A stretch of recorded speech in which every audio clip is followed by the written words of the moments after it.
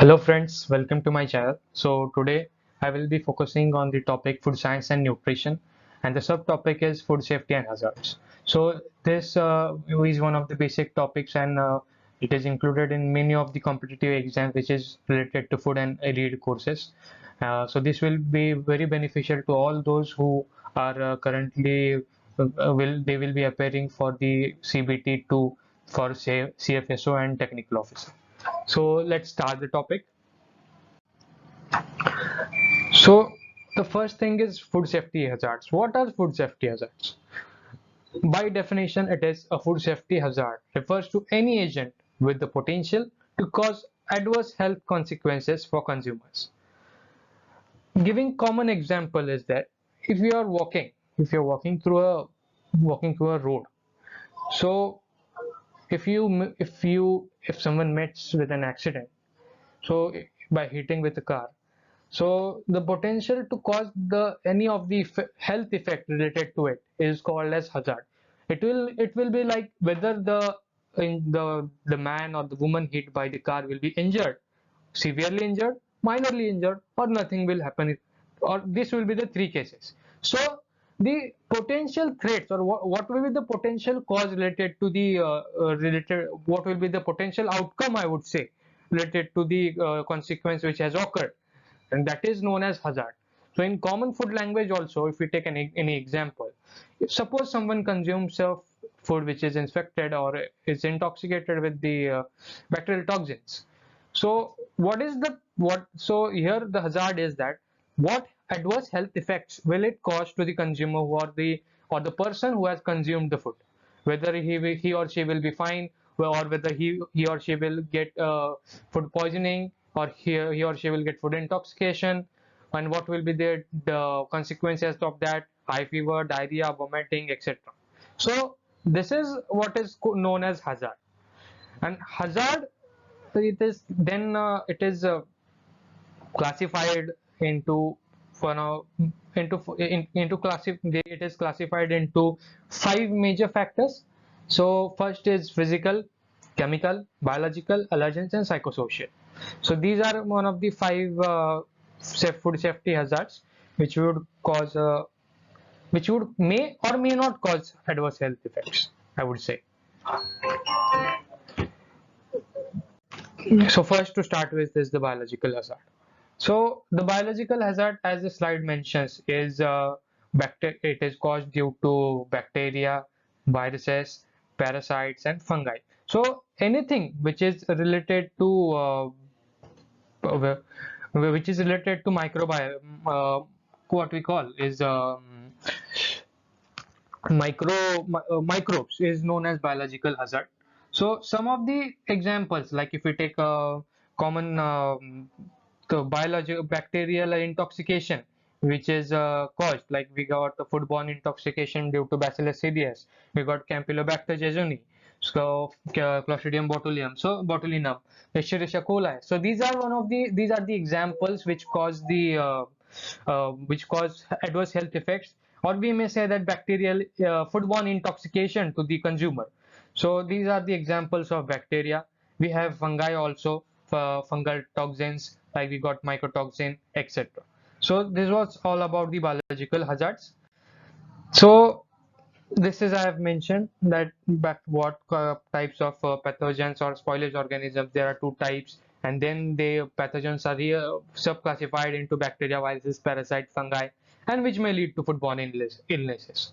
And somewhat other factors which we may consider, like it may not cause an health hazard to much extent, but it may lead to spoilage of the food commodity, like the food commodity may get unpleasant smell or taste, which is not its characteristic.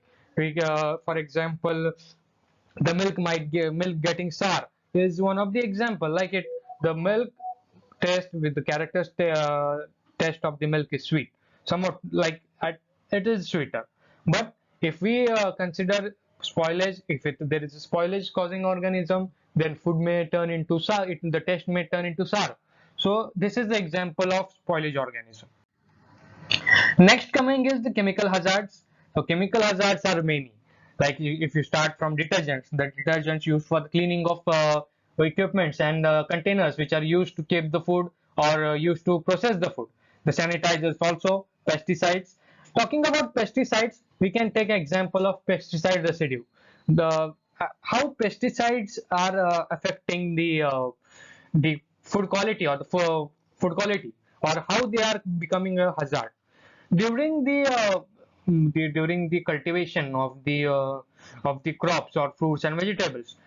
Farmers try to they farmers spray pesticides on it, but the thing is that when this pesticidal dose exceeds the best or the optimum limit, the pesticides remain on the crop and they turn into a residue.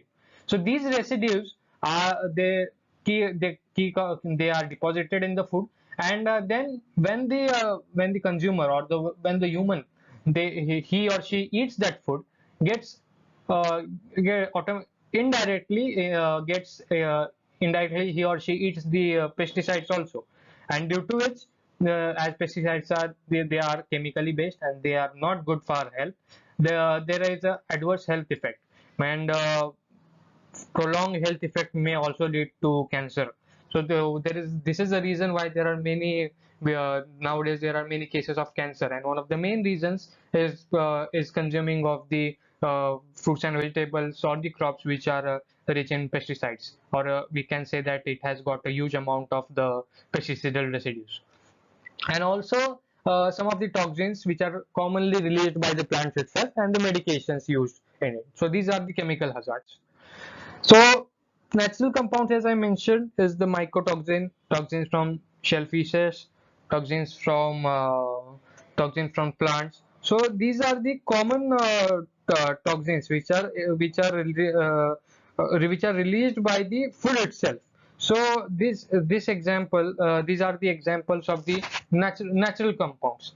Like the if we take example of shellfish, the shellfish poisoning syndromes are like the people get paralytic, there is a diarrhea or neurotoxic. So this is one of the reasons why the shellfishes should be consumed very cautiously. Man-made chemicals are xenobiotics. So first of all is I would like to tell you that what is xenobiotics, or what is the meaning of xenobiotics.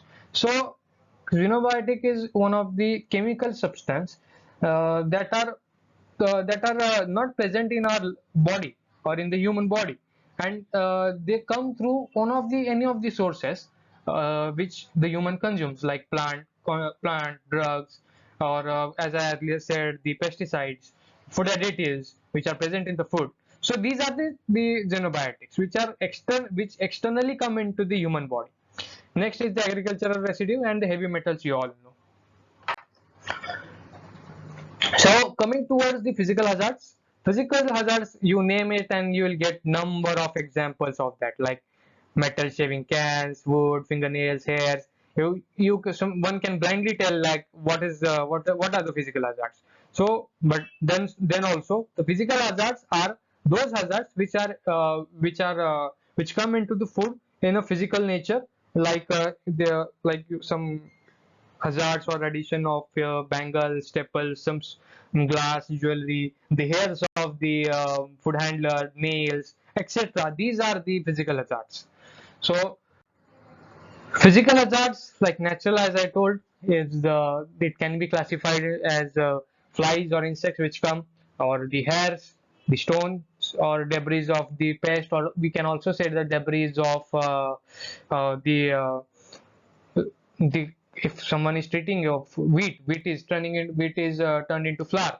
So the broken grains or husk of the wheat, these are the natural physical hazards. And accidental is many things. Any jewelry part, if someone is wearing a jewelry, say as one food handler is wearing a ring in his hand, and accidentally it gets into the food product. So this is one of the examples of accidental physical hazards, and here I have mentioned some of them. Allergens, like I will first of all I will tell you like what are the allergens.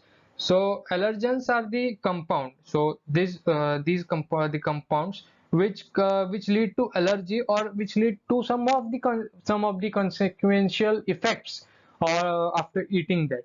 Many people are we can the other word we can say is the antigen. Antigen most often eaten or inhaled, and that is recognized by immune system, and it causes an allergic reaction. Common examples: dust, pollens. Many people are allergic to dust. The moment they inhale the dust, they start sneezing. So this is example of allergens. And likewise, there are various examples in food also, which lead to allergens. And some of the examples I have mentioned here, like peanuts, fishes. So shellfish is one of the examples. Mustard. So people are prone to allergens. It is not that all people. Suppose someone eats cereals. We take example of cereals containing gluten. Nowadays there are many people who are gluten intolerant. They start getting some of the other disorders after consuming any of the gluten rich compounds. Like they start getting tired, they get gases, they feel their stomach is bloated. So this is one of the examples of cereals containing gluten, and like they are allergic to it. There are some people who are also lactose intolerant. They are allergic to milk. So these are the examples of allergens. Now, one of the major or we can't say major hazard, but this is considered as a hazard by some group of people, like psychosocial hazard.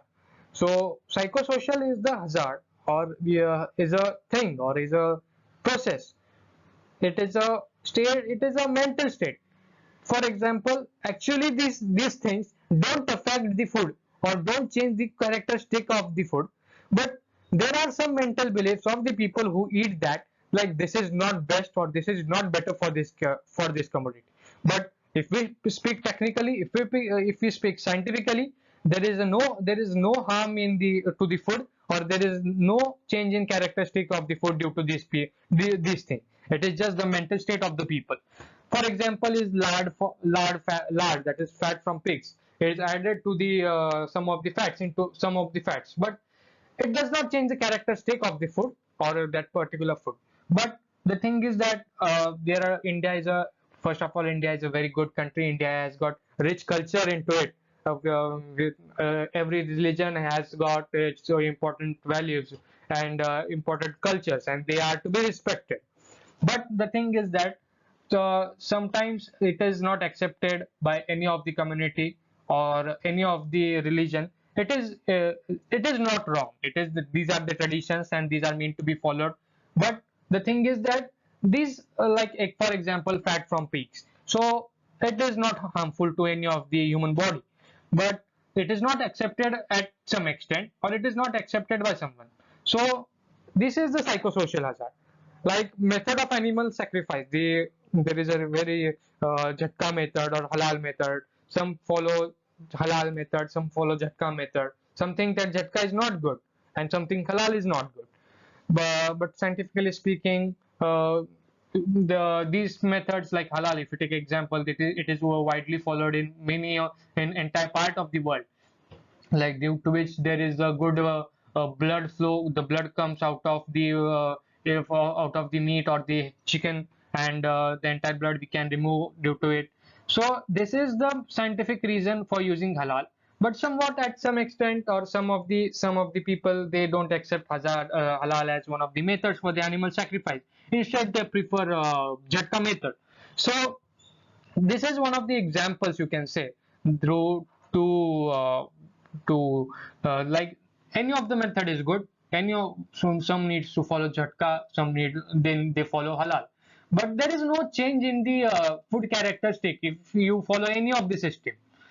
So this is one of the other example of psychosocial. Like it does not harm the main characteristic value of the food. Instead, it is a mental health or the mental belief of the people which is followed, and due to which it leads to they feel like this is an hazard to the food commodity. So this is called a psychosocial hazard.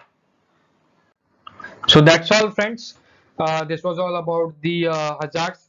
I hope you liked the session, and if you have liked the session, please if you share it, subscribe it, do like the video, and share it maximum so that we can come up with more and more such informational videos. Thank you.